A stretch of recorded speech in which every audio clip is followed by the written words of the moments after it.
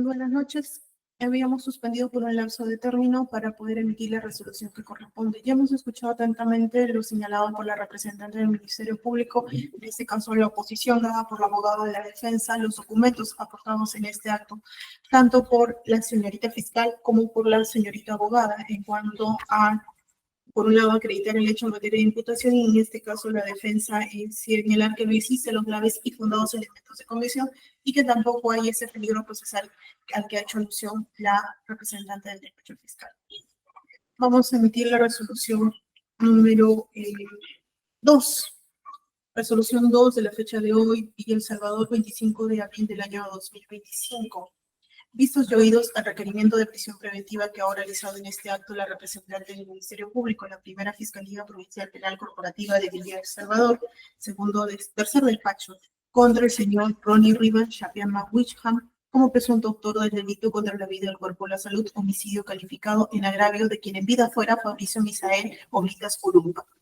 Con los argumentos también señalados por el abogado de la defensa técnica del referido investigado.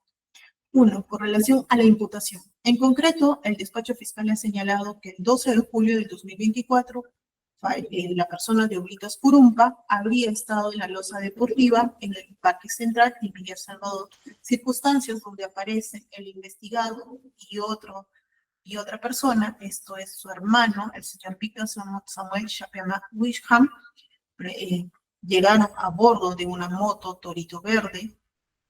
y luego de descender, habrían, en este caso, dirigido hacia el agraviado y habrían proferido. Señala que la acción que habría realizado Ronnie Rivas Shapiama Wisham es de haberle disparado el proyectil de arma de fuego, causando en este caso el deceso del agraviado. Ha señalado que después de este evento, los dos sujetos habrían huido del lugar a bordo de este vehículo. En concreto, eso es lo que ha referido el Ministerio. Posterior a ello, el agraviado es trasladado al Hospital de Emergencias de Villa El Salvador, donde se declara o señala que se produce su deceso en este caso. La calificación jurídica que le ha dado el Ministerio Público a este evento es dentro del artículo 108, numeral 1 y 3, es un delito contra la vida, el cuerpo y la salud, en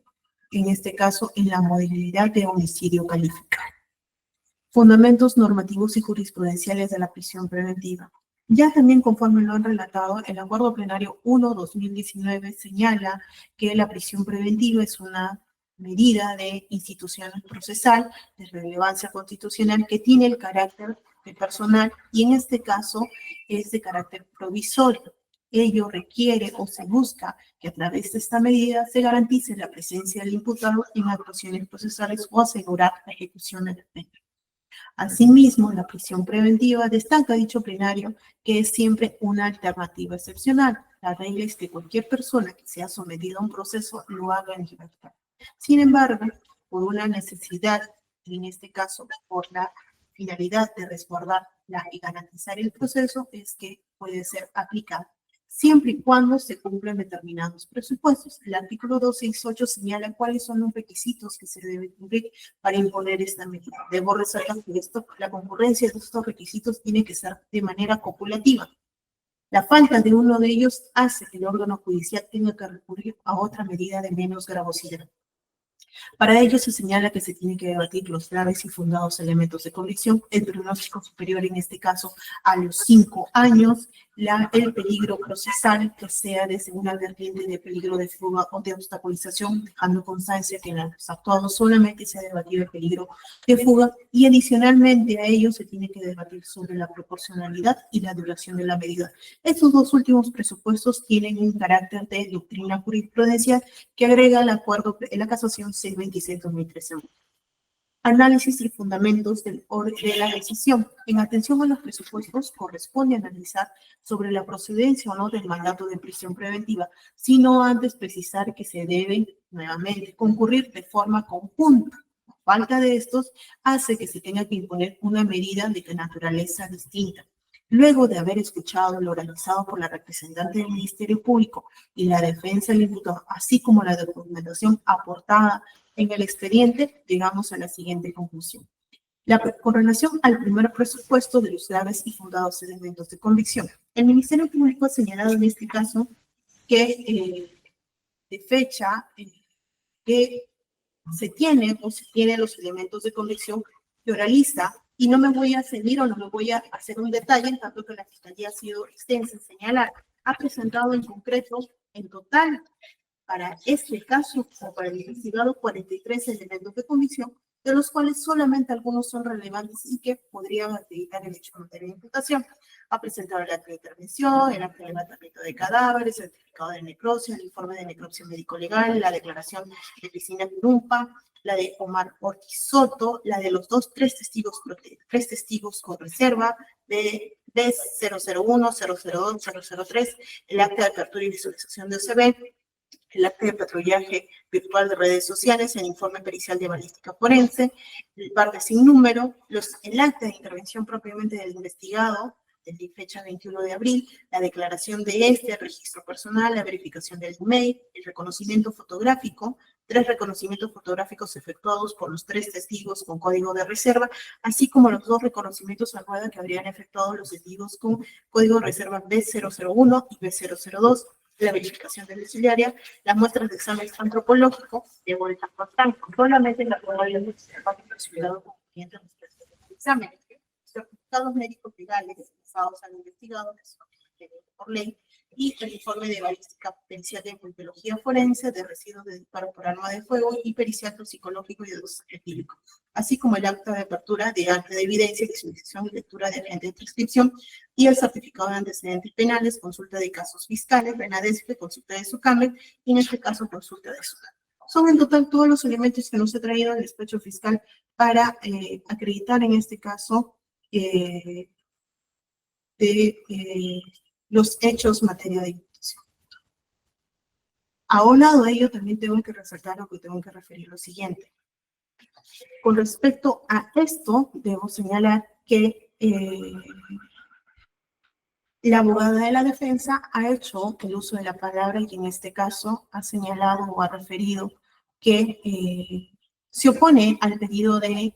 prisión en la atención a que conforme lo establece el 468, esta tiene que requerir el conjunto de la concurrencia de los elementos objetivos, advirtiendo y hace alusión a las declaraciones de los testigos con entidad reservada, los cuales señala que carecen de corroboración objetiva, por lo que por sí solos no son elementos graves y fundados. Además, los testigos dicen conocer a su patrocinado, lo cual resalta o le resta calidad probatoria. Además, reconocen ser antes de los hechos, es decir, conocen a su patrocinado antes de los hechos, por lo que es un conocimiento inducido. Aunado a ello, también te señala que carecen de pruebas. Con relación a la visualización del video, no permite visualizar con claridad a los sujetos intervinientes, por lo que no tiene valor probatorio directo. Y la pericia de disparo ha arribado o ha arrojado la presencia de barro y plomo, lo cual, y no el antimonio, lo cual no hace o no señala que su patrocinado haya realizado algún tipo de acto criminal respecto a la relación del hecho en materia de imputación, pero también resalta que su patrocinado ha reconocido haber manipulado un arma indicando la procedencia y el motivo del uso. La defensa también ha señalado en el análisis del equipo celular no se extrae ninguna información de la data del 12 de junio del 2024, y con ello también en este caso hace referencia a que la relación o la vinculación con otros delitos tampoco son materia de imputación en este hecho. Señala que los hechos sobre los que debe versar la detención o la prisión preventiva son sobre la materia de imputación, entregando o refiriendo en este caso que su patrocinado al momento de la comisión presuntamente del hecho que se le atribuye no estaba radicando en la ciudad de Lima, sino en este caso. Y disculpas, lo que pasa es de que la coordinadora me llama y solicita mi presencia, pero estoy desde las 5 de la tarde en audiencia y no puedo contestar.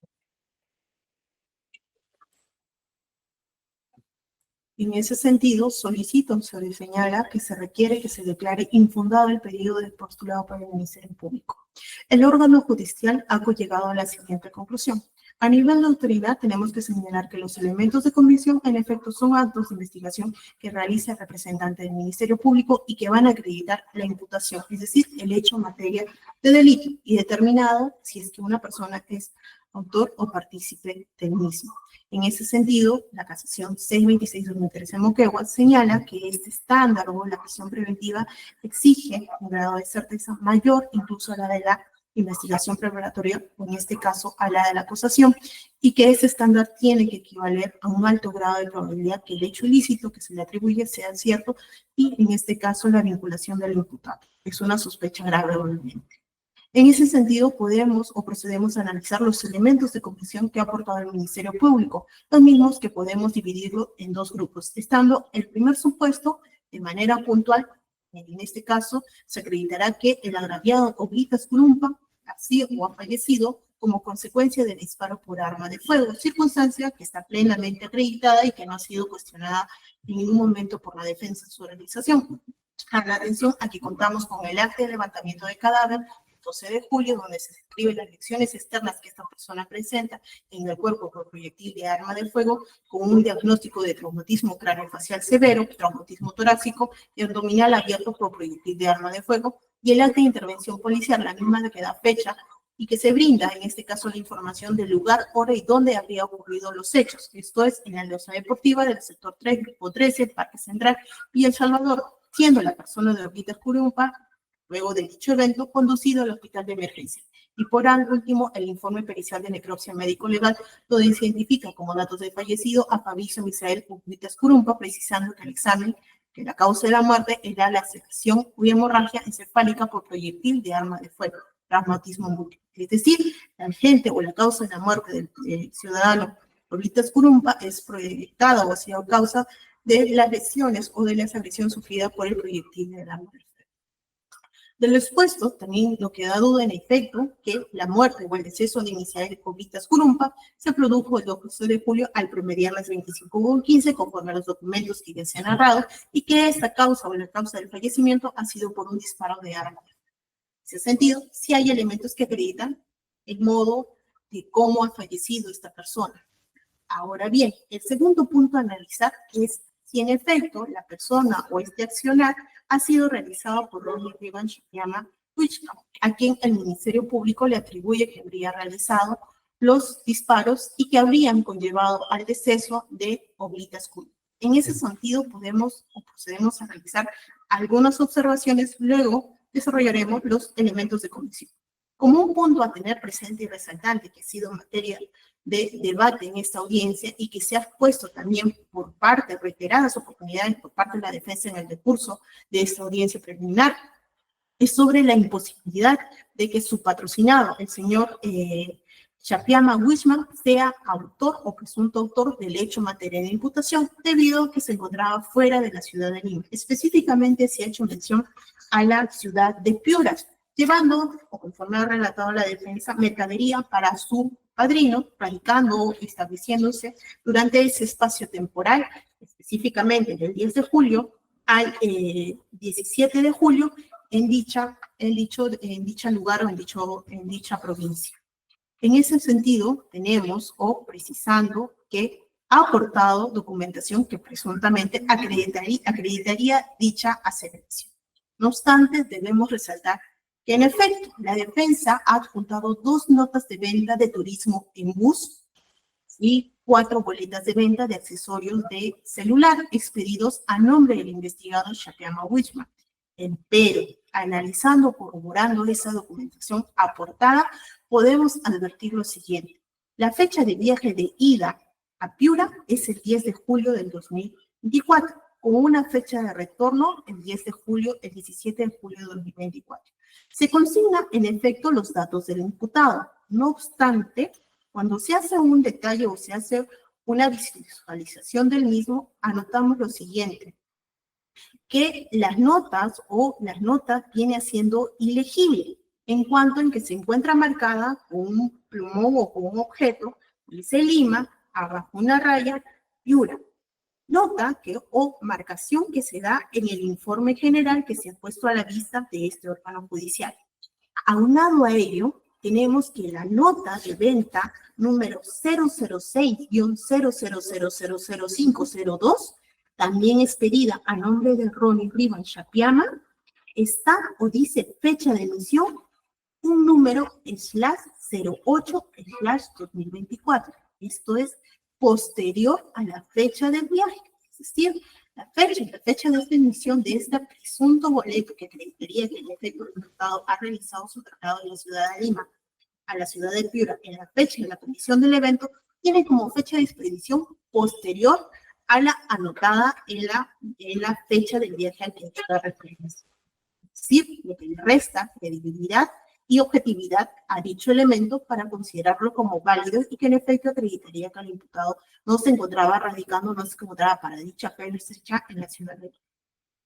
Aunado a ello también, el investigado propiamente ha señalado que desde el mes de abril a la fecha, se conoce todo el año, estaría realizando labores académicas en el instituto en el cual realiza o tiene su ingreso. Empero, para dicha fecha, debo anotar que la fecha de estadía es desde el miércoles 10 de julio al miércoles 17 de julio de la semana siguiente. Pero el investigado ha señalado que desde abril hasta la fecha ha estado realizando. Fecha, presuntamente, donde también debería haberse encontrado en la ciudad de Lima para asistir a las clases que realizaba en el instituto a los que nos ha hecho mención. Situación, por ende, que tampoco nos genera convicción respecto si en efecto se encontraba fuera de la ciudad de Lima. Sumado a ello, las ventas o las boletas de venta, las que se hace mención y se adjuntan como compra de repuestos y accesorios de su celular que ha llevado de la ciudad de Lima a Piura,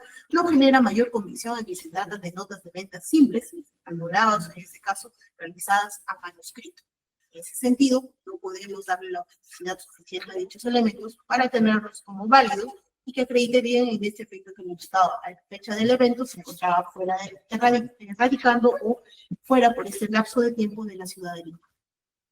Ahora bien, en cuanto a las declaraciones y documentales que sustentan el requerimiento fiscal, tenemos la declaración del testigo de reserva 001. Partimos de dicha declaración en atención a que es uno de los 3 testigos presenciales del hecho, materia de imputación, y que da luces acerca de la información respecto del modo y forma como ha ocurrido el evento. Identifica al autor del disparo que lleva al deceso, en este caso de Ovitas Curumba. Podemos precisar o resaltar de su declaración de fecha 13 de diciembre del 2024 que esta persona estaba en inmediaciones de esta losa deportiva, específicamente en la grada, con otros grupos de jóvenes, reconoce la llegada al sitio de Fabricio Misael Ovitas Curumpa, con un aproximado rango de 10 minutos. Es más, da señales o notas características que se aproxima a una moto Torito con color verde y azul, y que en estos casos descienden 2 personas, uno denominado Ronnie y el otro denominado Bebeldo, quienes en este caso específicamente señalan que la persona con alias Ronnie es quien sin hablar o sin lenguar palabra realiza disparos directamente a Fabricio, quien en este caso corre o se desplaza hacia la losa para luego caer sobre esta. Es decir, señala y corre con dirección. Aunado a esto, esta persona también señala o da una nota característica. Refiere también que no ha tenido ningún tipo de animadversión o no conoce al investigado, conforme lo ha señalado la defensa, pero que no ha tenido ningún tipo de problemas, por lo que podemos dejar de lado que existen ánimos espurios en cuanto a su identificación y que con ello también se desvanece lo que señalaba la defensa, que le restaría validez. En igual línea también tenemos la del otro testigo, número 002, de la misma fecha, 10 de diciembre del 2024, quien en igual sentido refiere haber estado por inmediaciones desde las 20:15, que llega o advierte después de unos minutos, específicamente 25 aproximadamente, la llegada en este caso de la moto con las mismas características, verde y azul. Reconoce el descenso de 2 sujetos, uno de ellos presuntamente denominado Ronnie, y que en este caso es el autor o que se le dirige directamente luego de que el agraviado lanzara una piedra hacia donde se ubicaba esta moto y desciende y le dispara, causándole el deceso. Señala también que identifica al presunto implicado del evento y precisa o refiere que esta persona denominada Ronnie con el alias es Ronnie Rivan Chapiama Augusto. Sumado a esto tenemos la declaración de un tercer testigo, no amigo, no reconocido por los tres. Cabe resaltar que este tercer testigo señala, y conforme lo tiene de la declaración del fecha 23 de diciembre, estaba sobre su otro punto de visibilidad, techo de su inmueble, donde advierte desde dicha óptica o de dicho panorama la llegada de esta moto, el descenso de dos sujetos. Es más, señala que había un tercer sujeto que estaba conduciendo, que no puede reconocerlo porque no visualizaba, y que en este caso una de las personas que desciende son los denominados Ronnie y Bebe Loco, y que es la persona de Ronnie quien portaba el arma de fuego y le realiza los disparos contra Fabricio, narrando, en este caso, que puede también identificar a esta persona, ya que lo reconoce y brinda las características físicas y brinda su identificación. Estas tres declaraciones, en manera correlativa, señalan el modo, forma y circunstancias como presuntamente habría sido víctima de ese delito el ahora agraviado Oguitas Comunero. De otro lado, se le suman a dichas declaraciones versiones de testigos presenciales identificados por el Ministerio Público, los reconocimientos de personas realizados inicialmente por ficha RENIEC a través de la diligencia. Estos testigos presenciales, los código de reserva B001, B002 y B003, luego de brindar sus datos sobre su descripción y vestimenta, han identificado plenamente al investigado Ronnie Bin Riman Shapiama Wichman como autor del disparo y que ha dado muerte a Fabricio Misael Oblitas. Aunado a esto tenemos el acta de reconocimiento físico en rueda, realizada conforme al protocolo, que tampoco ha sido materia de cuestionamiento por parte de la defensa. Estas actas de reconocimiento las realizan dos testigos, el código de reserva 001 y 002, quien brinda, previo al reconocimiento, las características físicas del presunto responsable, y proceden a identificar a Shapiama Wichman como la persona denominada como Ronnie y que habría sido presuntamente el autor de estos disparos. Podemos de ello colegir que estos testigos presenciales han brindado información clara y precisa en cuanto al modo y forma como habrían ocurrido los hechos e identificado, en este caso, al presunto autor del delito, manteniendo en este caso persistencia en su imputación, la cual se corrobora inicialmente con estos informes o con estos reconocimientos que han efectuado por parte del Ministerio Público. Y a ello le sumamos los informes periciales que determinan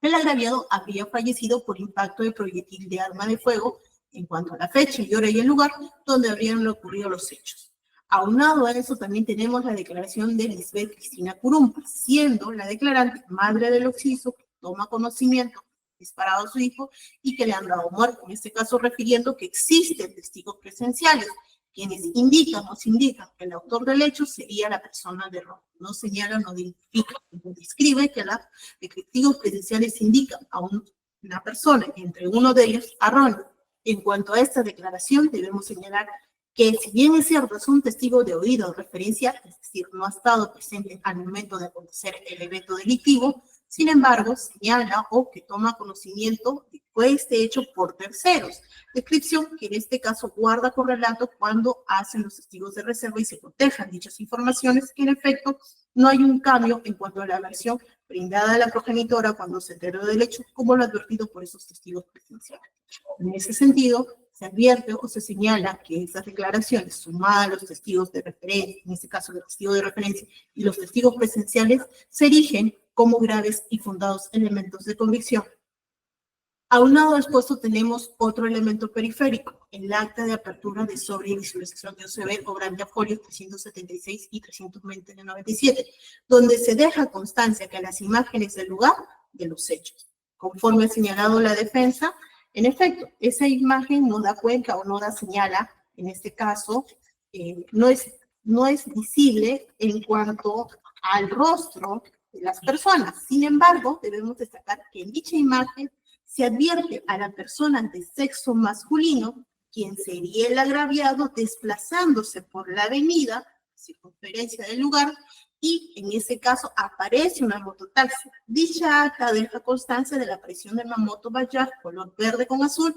deja constancia también que descienden dos sujetos, uno de ellos con determinadas características que se han dejado constancia y se aproxima al que sería el agraviado para luego que esta persona cayera, refiero al agraviado, esa persona salir raudamente del lugar. En ese contexto, advertimos que estas imágenes corroboran la versión dada por los testigos con código de reserva, testigos presenciales, configurándose con ello los otros graves y fundados elementos de convicción que acreditarían este primer presupuesto.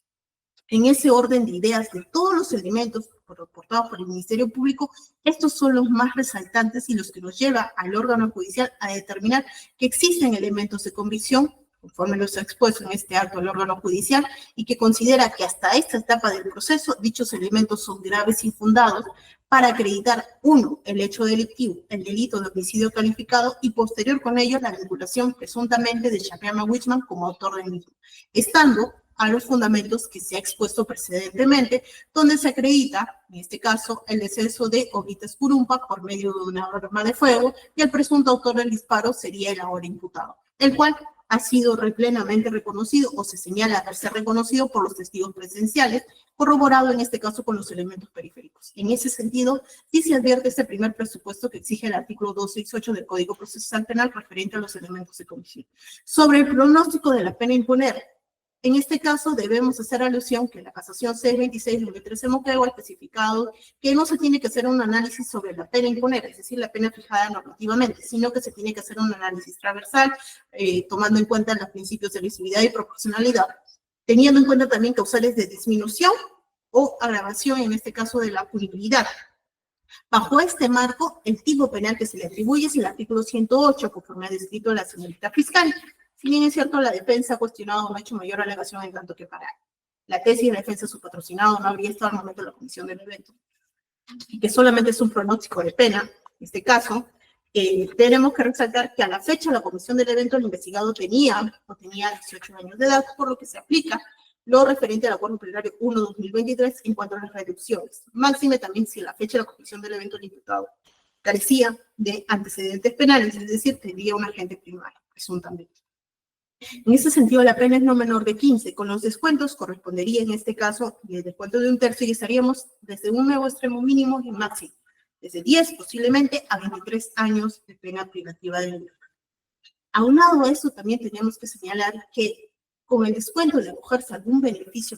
premial, la pena no va a ser inferior a los 10 años. Estaríamos oscilando entre una pena de 13 años, 4 meses aproximadamente de pena privativa de libertad, en atención a que la irrupción de dos circunstancias agravantes, conforme postula el Ministerio Público, que en este caso es la número 1 y el número 3 del artículo 108. En ese sentido, así realizáramos un descuento prudencial como la de remuneración o cualquier otro beneficio premial, la pena no va a ser inferior a los 5 años de pena privativa de libertad, y con ello se configura este segundo presupuesto previsto en el artículo 268. Con relación al tercer presupuesto referente al peligro procesal, peligro de fuga y obstaculización, debo demarcar que en este acto el Ministerio Público se ha decantado solamente por el peligro de fuga, relatando en este caso que existe una carencia absoluta de un arraigo laboral, domiciliario y familiar. La gravedad de la pena señala que se debe considerar que la pena posible imponer supera largamente los 5 años de pena privativa de libertad y por ende será efectiva, lo que hace prever que el imputado va a tratar de eludir la acción de la justicia. Y en cuanto a la documentación presentada el día de hoy, que ha sido materia de debate, ha referido que dichos documentos no producen o no pueden acreditar un arraigo de calidad, procediendo a cuestionar cada uno de ellos conforme queda registrado en el audio y video respectivo. La defensa técnica a su turno ha señalado que el peligro de fuga, que su patrocinado no concurre, en atención a que hay una presencia de arraigo familiar, domiciliario y laboral, procediendo a realizar la documentación presentada a fin de establecer que su patrocinado sí cuenta con un arraigo de calidad. Señala que tiene estudios académicos, adjunta los pagos, es un deportista calificado y ha participado en películas peruanas. Acredita un arraigo domiciliario en cuanto su patrocinado vive en el inmueble señalado en su declaración, que es la misma que ha sido materia de verificación domiciliaria, residiendo con los abuelos maternos. En cuanto al arraigo familiar, ha señalado que su patrocinado asiste con el apoyo de sus abuelos, adjuntando las constancias médicas, además de la declaración jurada prestada por Daniel Shapiama. Para analizar este presupuesto tenemos que recurrir a lo que señala ya la Corte Suprema, así como el Tribunal Constitucional, en la casación 613-2015, que es el elemento más importante a valorar en un auto de prisión preventiva, tiene un carácter objetivado legalmente a través de criterios meramente normativos. En este sentido, el artículo 269 del Código Procesal Penal señala en su numeral 2 que se debe tener presente la gravedad de la pena, en este caso, ni el procedimiento o el resultado de la pena que pronostica que se pueda imponer al imputado de ser hallado responsable. Es decir, se reciba una pena alta como consecuencia de este ilícito penal que presuntamente se le atribuye. En el presente caso, conforme se ha postulado en la Fiscalía, existe un peligro absoluto en cuanto a la carencia de los arraigos domiciliario, laboral y familiar. Y debemos anotar lo siguiente. Cuando se hace referencia al arraigo domiciliario, que ha sido en este caso en materia de debate, debemos destacar que el imputado ha señalado que vive en el inmueble, sector 6, grupo 13, asentamiento humano, construcción civil, en Villa El Salvador, indicando que este inmueble es de pertenencia de sus abuelos maternos, adultos mayores. Asimismo, ha acreditado que el inmueble, con copia de un recibo de Sedapal, la copia de adjudicación en este caso, y para ello también nos presenta el acta de verificación domiciliaria. Sin embargo, debemos destacar, el inmueble no está a nombre del investigado, está a un nombre de tercero. Es cierto, tiene la relación de ser pariente directo con el imputado, es su abuelo materno, en atención a las condiciones de los antecedentes en cuanto a sus progenitores, los cuales han ejercido en este caso el cuidado y la tutela del menor, serían los abuelos maternos, lugar donde presuntamente residiría. Sin embargo, el inmueble al que se hace referencia no es de propiedad del imputado, figura un nombre del tercero, el señor Rory Chapiama Rengifo, que no es la persona sometida al proceso. 2. El acta de verificación, en efecto, sí es el inmueble, pero solamente se deja constancia que el abuelo o los abuelos, las personas entrevistadas, refieren que sí reside, pero no hay una constatación que en efecto exista un lugar o un espacio donde el investigado tenga sus objetos o no. Sumado a ello, a nivel constitucional, ya también el Tribunal Constitucional ha señalado que a veces los domicilios de los padres, entendiéndose también la de los abuelos, progenitora o personas familiares, no se considera como un domicilio o como un arraigo de calidad, en atención a que no sujeta al investigado propiamente y puede salir o puede retirarse. Es decir, no se tiene o no se tiene acreditado este arraigo de calidad que requiere o que se requiere en este caso. Con relación al arraigo familiar, ha referido, o en este caso la abogada de la defensa, el Ministerio Público ha señalado la carencia absoluta, refiriendo que no tiene personas descendientes o personas que dependan de eso, que tenga carga dependiente. La abogada, la defensa nos ha adjuntado dos copias de DNI, que solamente nos acreditaría la identificación de estos dos abuelos. Voy a omitir los nombres. Y una boleta de atención médica en el caso del señor del consultorio de nefrología expedida por el Hospital de Emergencia de Villa El Salvador con fecha 17 de febrero del 2025, es decir, de este año. Sería un familiar directo del investigado, y para ello una receta única estandarizada también expedida por endocrinología, también de dicho hospital. Sin embargo, son recetas, uno, que no acreditan que el investigado soporte o no una carga familiar.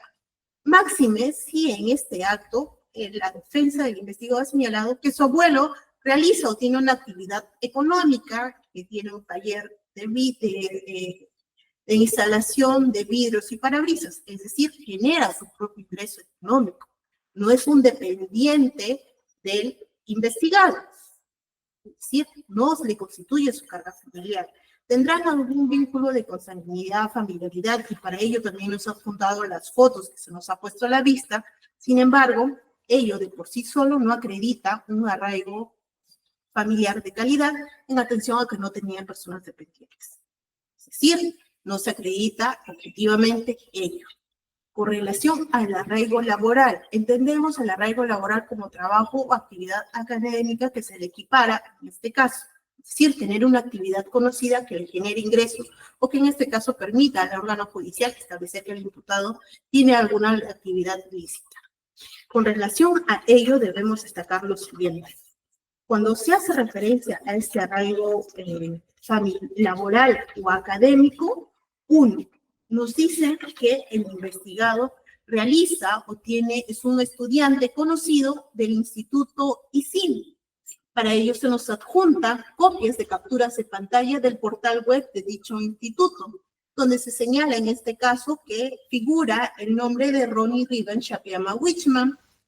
calidad estudiante. Sin embargo, podemos advertir, cuando se hace la captura de la pantalla donde se señala a esta persona con alumno y código, esa corresponde a la carrera de Administración de Empresas, tiene como carrera de periodo N1 2024, es decir, correspondiente al año 2024, y que en efecto el investigado, cuando ha hecho su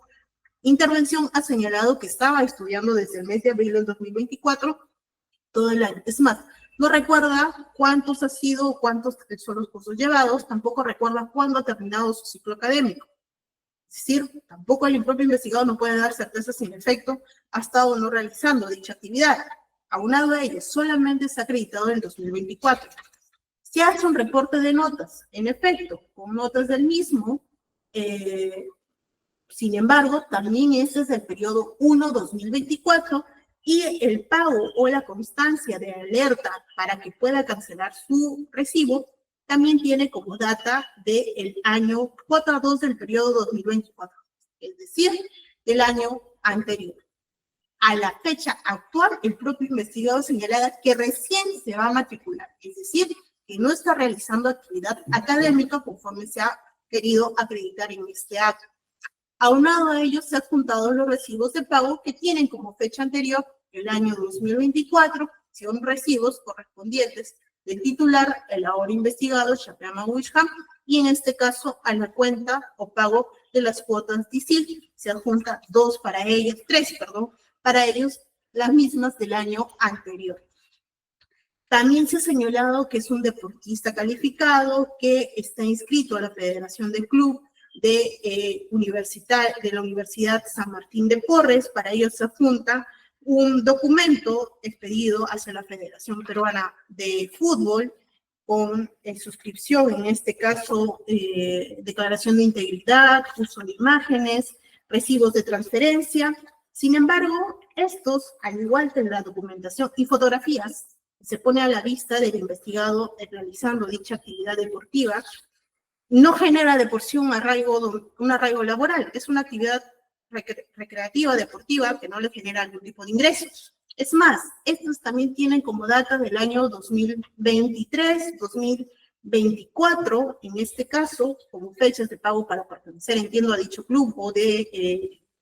algún tipo de pago que se tenga que realizar como matrícula o afiliación, datan del 26 de septiembre del 2023, junio del 2024, pero nada a la fecha actual. Es decir, a la fecha de la presentación del pedido y de poder acreditar algún arraigo laboral de calidad académico, en este caso, tampoco se tiene elemento objetivo. Y sumado a ello, se ha referido que desde las otras ha prestado servicios como en películas nacionales. Sin embargo, de ello no voy a hacer mayor detalle, en atención a que no se ha juntado, solamente se encuentra el dicho y no se ha juntado. Además, podemos incidir en este caso que no es una actividad que a la fecha realice. Y sumado a esto, también se ha señalado en este caso un contrato de trabajo por necesidad expedido por Ronnie a favor de Ronnie Rivan Chapeama Wishman, el ahora investigado, un contrato laboral suscrito en este caso por su empleador Pintriera Ronnie Rup Tal, a nombre de Ronnie Chapeama Rengifo, que sería su abuelo, y que este certificado de trabajo acreditaría que el investigado viene elaborando desde el 15 de enero con un contrato por necesidad de mercado, en este caso de un año, hasta el 15 de enero del 2026, prestando jornadas laborales de 8 diarias, desde las 8 de la mañana hasta las 5 de la tarde, de lunes a sábado, descansando sábados, domingos y feriados, una remuneración mínima, conforme se tiene en este caso, suscrito el 24 de abril. Sin embargo, es un contrato simple, no tiene ninguna mención o protocolización. 2, es un contrato que recién ha sido suscrito el 24 de abril, en este caso. Pero el 24 de abril debemos dejar anotado en este caso que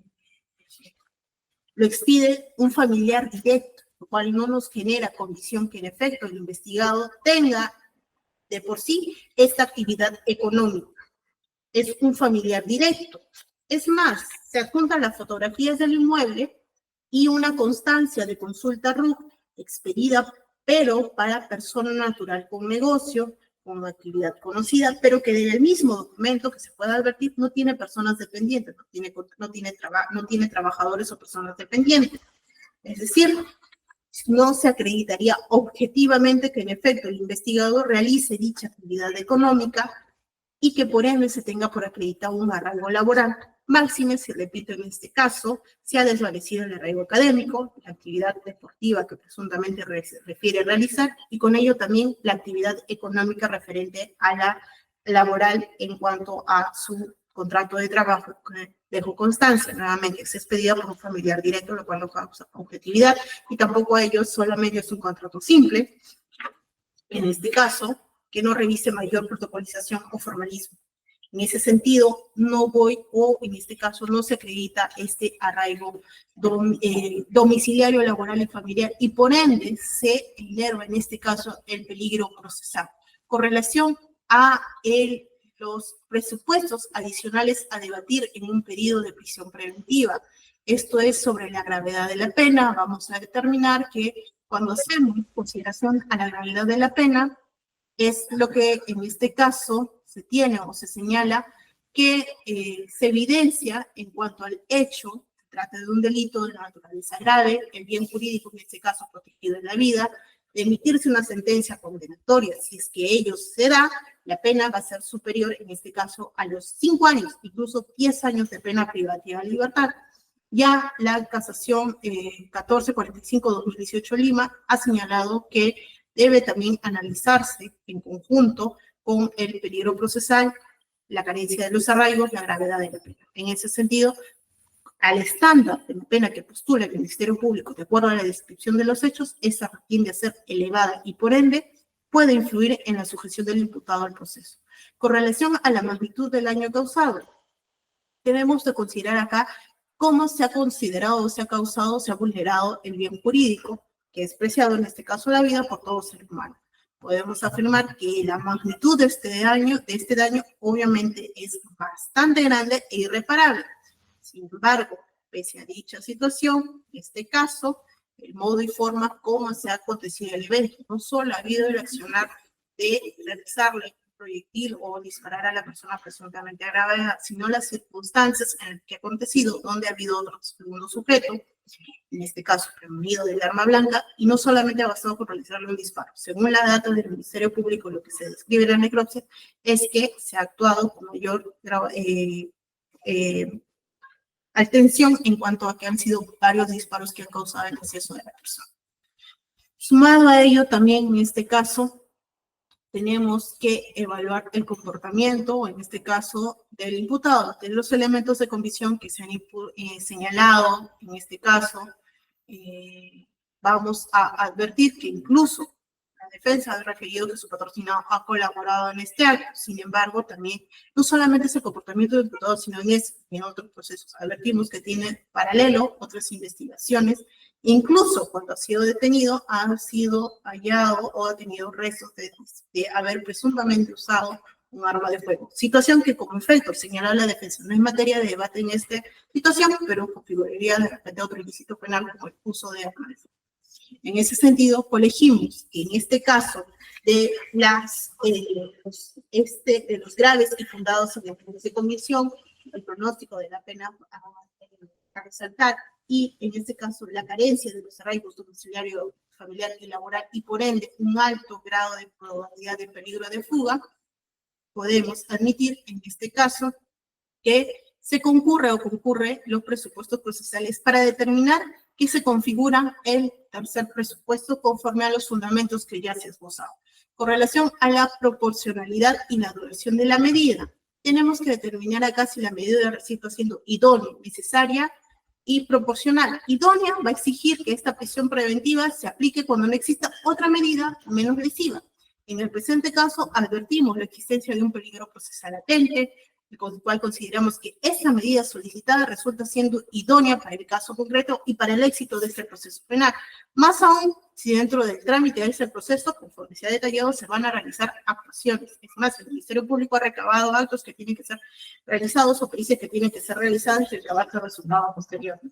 La necesidad, vamos a determinar que se justifique objetivamente esta medida, prisión preventiva cumpliendo los fines constitucionales que ella legitima. Esto es considerar que la prisión preventiva es excepcional. Y en el presente caso, si bien es cierto,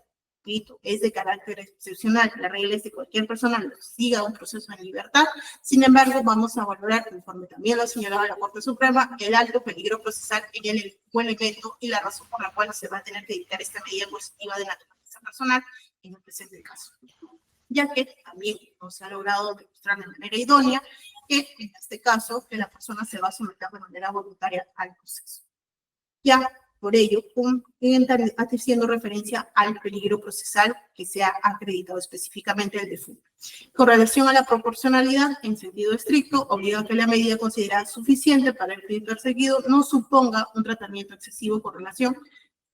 no ya con el riesgo para el proceso, sino con el interés del justiciable teológicamente. Por lo tanto, también se cumple este test de proporcionalidad cuando se hace proporción entre la libertad personal y el interés, en este caso, del proceso y el Estado o la paz social. Sumado a ello, entonces, sí se cumple este test de proporcionalidad. Con relación a la duración de la medida, en este acto el Ministerio Público y también ha objetado la defensa en cuanto al plazo de los 9 meses, considerando excesivo, atención que el Ministerio Público en este acto solamente ha señalado, y hago referencia a lo que han leído o leído en este caso de sus fundamentos en cuanto al plazo de la prisión preventiva, ha solicitado que busque el aseguramiento de la medida para fin de realizar actos de investigación, teniendo en cuenta en este caso la duración de las etapas, etapa preparatoria, intermedio y juzgamiento, y por ello postula 9 meses a fin de realizar actos, entre ellos recabar declaraciones de testigos, realizar exámenes practicados al detenido, recabar los resultados de los exámenes, la declaración, en este caso del investigado por su abogado defensor, oficios a distintas entidades. En ese sentido, es prudente considerar las diligencias que corresponden actuar en este proceso. Uno, que por su naturaleza es complejo, o sea, reviste actos de investigación. Sumado a ello, el propio desarrollo del proceso es un proceso que se va a ir por la vía común, tiene una etapa de investigación, tiene una etapa preparatoria, tiene una etapa de juicio oral, así como las posibles apelaciones que se puedan dar en el ítem procesal. En ese sentido, si bien es cierto, la defensa ha señalado que en este caso su patrocinado puede seguir el proceso de libertad y la medida la considera gravosa y el plazo también excesivo, sin embargo, tenemos que advertir que del pronóstico se trata no solamente de un imputado, son 2 imputados que son materia del proceso, solamente se ha logrado o el Ministerio Público ha puesto a disposición del órgano judicial uno de los imputados. Aún está pendiente, o en este caso el despacho fiscal informe sobre la situación jurídica del otro imputado. 3. Los actos de investigación sí revisten complejidad. De los anotados y de los propios que ha resaltado también como elementos que no los hemos tomado en consideración en atención a que solamente son actas como muestras para examen antropológico y pericias biológicas realizadas que se tienen que hacer, así como homologaciones, sí son, lo revisen con mayor complejidad, en atención a que no los va a realizar propiamente el despacho fiscal, tiene que recurrir a otra entidad, directamente que le va a prestar o le va a coadyuvar en cuanto a la realización de dichos actos. Sumado a ello, también tiene que recabar oficios y realizar otras actuaciones que le resulten pertinentes y considerables.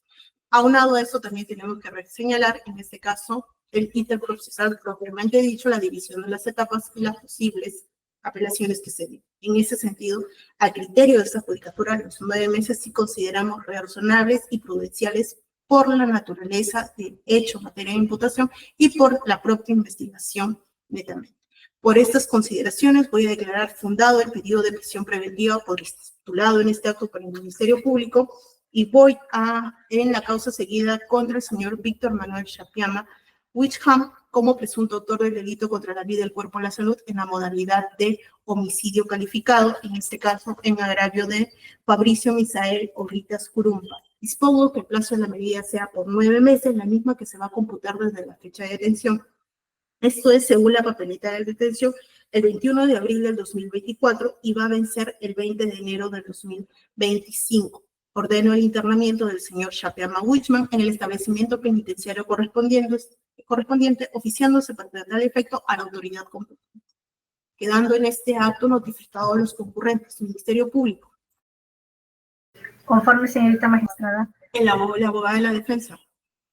Interpongo recurso de apelación, señorita magistrada, y asimismo solicito la copia del audio y video de la presente audiencia, por favor. Ok, se tiene por interpuesto el recurso de apelación y se le otorga el tiempo previsto por ley, impidiéndose pedirse a través de la Secretaría de Audiencias el audio y copia de video. Son las 7:59 y doy por cerrado el registro de audio y video. Muy buenas tardes, buenas noches, gracias, perdón. Hasta luego con todos. Buenas noches.